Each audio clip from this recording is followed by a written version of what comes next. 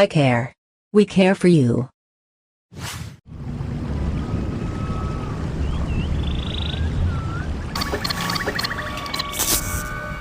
E aí, meus queridos players, Ikki de novo na área com mais um Cinecult, hoje trazendo um review fresquinho do novo Predador, que estreia dia 13 de setembro nos cinemas. E aí, será que a caçada realmente evoluiu? Let's rock!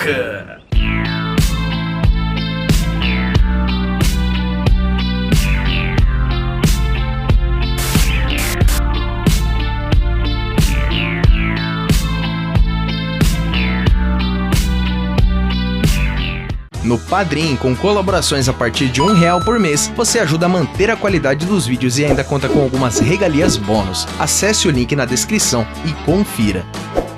Como de costume, análise primeiramente da parte técnica livre de spoilers, e depois eu vou para a parte com spoilers, mas fica bem tranquilo porque vai ter um aviso antes, ok? Como vocês que já são inscritos aqui do canal bem sabem, eu sou apaixonado pela franquia Predador, mas eu prometo ser sincero e deixar o meu lado fanboy de lado para essa análise. O Predador é o quarto filme da franquia, porém sendo uma continuação direta dos dois primeiros filmes, descartando ali o Predadores de 2010 do Cannon. O longa foi escrito e dirigido pelo Shane Black, que atuou no Predador original de 87 lá como Soldado Hawkins, e também teve uma certa notoriedade e controvérsia por ser o diretor de Homem de Ferro 3 de 2013. Como co-roteirista temos o Fred Dekker, que foi o roteirista de Robocop 3 lá de 1993. Quanto à execução do longa, tudo é bem frenético, sem dúvidas a cena inicial vai te pegar de surpresa, pois é algo bem diferente dos filmes anteriores, e esse aqui é sem dúvidas o filme do Predador com mais ação e o mais sangrento de toda a franquia. Então, se você tem dúvidas, o filme é de ação e não tem nada de suspense nem terror. Eu particularmente nunca enxerguei terror em nenhum filme do Predador, mas de qualquer modo não tem nada do gênero aqui. Quanto aos atores e seus respectivos papéis, eu sempre achei todos os personagens da franquia muito únicos e carismáticos, e aqui o nível se mantém. O jovem Jacob Tremblay aqui interpreta um garoto com autismo extremamente inteligente, cheio de tiques e peculiaridades que convencem. Eu ainda não conheci o trabalho dele, mas o moleque aqui pelo menos mandou muito bem. Aí a gente tem o Sterling K. Brown, que interpreta o Dr. Trager, que basicamente é uma espécie de antagonista no longa, que sabe muito sobre os Yautjas e comanda um projeto secreto do governo chamado Stargazer. Ele também está muito convincente dentro da proposta do personagem, apesar de eu sentir falta de um backgroundzinho quanto ao passado dele. Aí a gente tem lá o Queen Machina e o pelotão dos Loonies, ou Lunáticos em português, e como os trailers já indicavam, é um pelotão composto por 6 membros, contando com Machina, de caras totalmente insanos no maior estilo B10 possível. Todos eles, de algum modo, estão sendo incriminados pelo governo e eles acabam se juntando ali contra uma ameaça maior, que é o Predador. Assim como no filme de 1987, todos eles têm personalidades extremamente bem desenvolvidas e convincentes, a testosterona predomina e você simpatiza com todos eles, sem exceção. O pelotão dos Loonies está pau a pau ali com o esquadrão do Major Dutch Sheffer, tanto em construção de personagens quanto em habilidades. Nesse ponto o roteiro ajuda, bem como todos os atores estão extremamente à vontade, todos têm um entrosamento e uma química excelente. A única que deixa a desejar é a Olivia Munn no papel da doutora Casey Brackett por 2 motivos. Primeiro, porque eu achei a atuação dela muito automática, e segundo, porque o roteiro também não ajuda. Ela é uma cientista que cai de paraquedas na história, ela é praticamente uma universitária, mas de algum modo místico ela tem um condicionamento acima do comum, bem como sabe manusear armas de fogo perfeitamente. E concluindo, sim, isso aí me incomodou bastante, tá? Sobre o roteiro de um modo geral, é um filme que te prende, é um filme frenético e é um pipocão de qualidade que vale completamente o valor do ingresso. Mas no terceiro ato, aí o negócio complica. Quando eu fiz o vídeo de análise dos 2 trailers, eu não comentei, até porque eu fiquei sabendo um pouquinho depois, mas o terceiro ato do filme foi completamente reescrito e refilmado, pois o Shane Black já estava meio bolado ali pelo vazamento na internet do roteiro oficial, e depois de algumas críticas que houveram ali em cima dos trailers, ele resolveu mudar muitas coisas, principalmente no terceiro ato e no final do longa. Tem inclusive cenas dos 2 primeiros trailers que não estão presentes no filme. E eu achei que essa mudança bem no fim veio para pior, e eu vou falar sobre isso na parte dos spoilers, ok?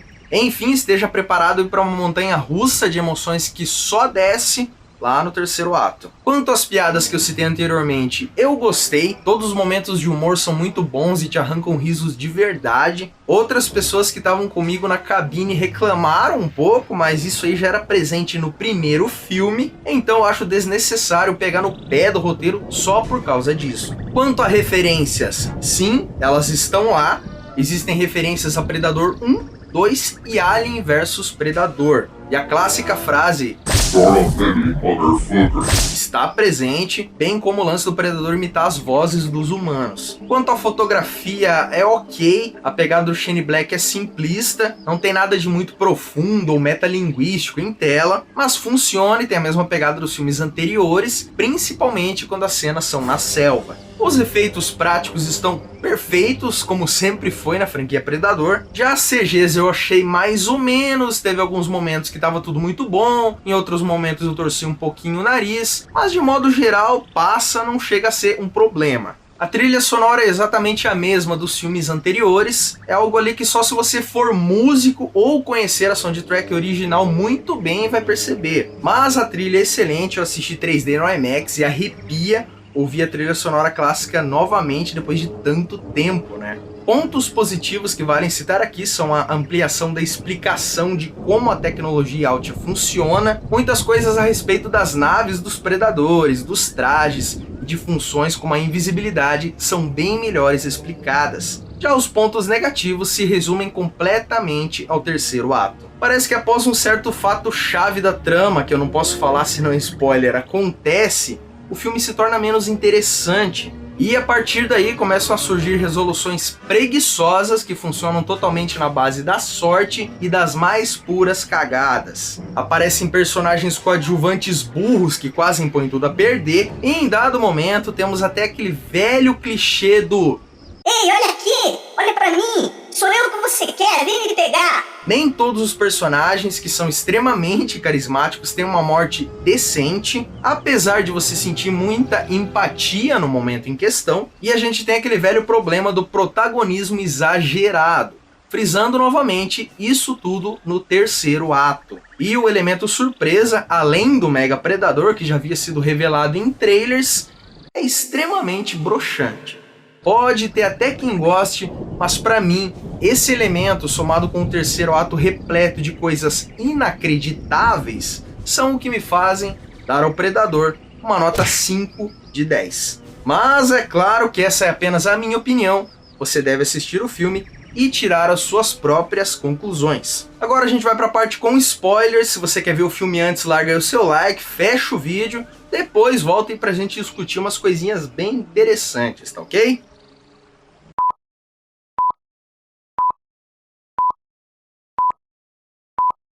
A premissa do filme envolve dois predadores, sendo um deles fugitivo do seu planeta e o outro é o Mega Predador, que foi mandado atrás desse fugitivo. Devido ao aquecimento global exponencial na Terra, nosso planeta se torna cada vez mais quente e propício a ser habitado pelos Yautjas. Então eles pretendem a longo prazo conquistar o planeta Terra. Os Yautjas vêm trabalhando com a alteração genética e buscando se aprimorarem, eles fundem os seus DNAs com o de outras criaturas. O predador principal, que por algum motivo fica em aberto, tem o DNA do ser humano em seu corpo e resolve vir à Terra com uma arma roubada da sua própria raça que pode ajudar a humanidade a se defender de um possível ataque. Já o Mega Predador, enviado em seu encalço, é uma criatura de 3,5 metros, também modificado geneticamente, e ele usa ali de métodos extremamente brutais, e ele possui uma tecnologia que se assemelha muito à nanotecnologia, pois a armadura e muito dos seus utensílios saem diretamente de dentro do corpo dele. Tinham comentários, e ainda tem, de que esses dois predadores seriam de clãs diferentes e estariam em guerra, algo similar ao visto em Predadores, mas não tem nada disso, é simplesmente um predador simpatizante da raça humana que foge, e aí manda um Mega Predador atrás dele. A gente tem também os cachorros predadores, mas bem diferente dos vistos lá no filme Predadores de 2010. Aqui eles têm um aspecto de réptil, porém com dreadlocks. Isso aí é algo que eu vi muita gente reclamando, até eu mesmo estava achando estranho nos trailers, mas tendo em vista que os predadores agora trabalham com manipulação genética, eu achei bem aceitável. e os dreads das criaturas servem como bigodes de gato, como a própria doutora Casey Bracht insinua. O Predador bonzinho é algo que te ganha muito no filme. Eu inicialmente não gostei muito da armadura dele, eu achei muito futurista. Eu prefiro aqueles visuais mais tribais dos 2 primeiros filmes. Mas esse Predador é extremamente inteligente. Ele é sem dúvidas o Predador mais inteligente que eu já vi em toda a saga. Talvez isso justificado pelo DNA humano que ele tem, né? Ele sabe se virar muito bem ali com poucos equipamentos, ele sabe barganhar, sabe interagir perfeitamente com seres humanos e sabe até mesmo usar metralhadoras terrestres, o que eu particularmente achei muito foda. Mas aí eu tenho que voltar a falar do desastre que é o terceiro ato. Houveram muitas reclamações por nos trailers iniciais mostrarem 2 predadores ajudando o pelotão de humanos contra o Mega Predador e talvez até mesmo contra o próprio governo. Aí, ouvindo essas reclamações, o Shane Black reduziu o número de predadores bonzinhos para apenas 1 e não colocou o Yacht agindo do lado dos humanos em nenhum momento. Ah, mas então ele ouviu os fãs. Ele fez o correto. Não exatamente. A gente não sabe se a ideia original funcionava, afinal foi tudo refilmado. Mas o grande problema é que você simpatiza muito com o Predador bonzinho, porque ele é muito foda. Aí lá pela metade do filme, no seu primeiro confronto contra o Mega Predador, ele é massacrado e morto. A chave da coisa toda é que o Mega Predador não é tão legal quanto o Predador bonzinho, ou até mesmo os Predadores Jungle e City Hunter dos 2 primeiros filmes. O real protagonista de um filme do Predador é o próprio Predador, por mais que ele seja no final derrotado por humanos. E ele não precisa nem de longe ser bonzinho para ser o protagonista barra antagonista perfeito. Ele precisa apenas de carisma, o que o Predador fugitivo tem de sobra e o Mega Predador carece completamente. O que nos fazia amar os Yachts dos filmes anteriores era que eles eram calculistas e cautelosos com suas técnicas, usando todos os seus recursos para estarem sempre em vantagem contra seus adversários. Já o Mega Predador é extremamente brutal e, devido ao seu tamanho e força, rasga humanos ao meio com suas próprias mãos. Ele não tem nenhuma preocupação em abordar as suas vítimas estrategicamente, porque o cheat de God Mod está ativo o tempo todo. Então, por mais que o pelotão dos Loonies seja muito foda, depois da morte do Predador bonzinho, eu me desinteressei totalmente pelo filme. A overpowerzice do Mega Predador é tão absurda que ela acaba sendo seu calcanhar de Aquiles. O que mata ele basicamente é a confiança de que sua força e equipamentos o deixariam sempre em vantagem. E não pense você que tem tempo hábil para um plano de ação como o Dutch faz no primeiro filme. O bicho tá em cima do pelotão o tempo todo. E o roteiro força mais a barra ainda quando o Queen finaliza o Mega Predador à base do protagonismo descarado, o que faz todo o esforço do resto do pelotão soar quase como irrelevante. E bem, o que deveria ser o elemento surpresa do filme, que é a tal arma que poderia ajudar a humanidade contra um ataque dos predadores, se preparem, é uma fucking armadura de nanometal que pode ser usada por humanos, completa com dreadlocks, Plasma Caster e Wrist Blades. E não me olha assim não, cara. Eu realmente queria estar brincando. A grosso modo é um traje do Predador que mais parece uma armadura do Máquina de Guerra do Homem de Ferro.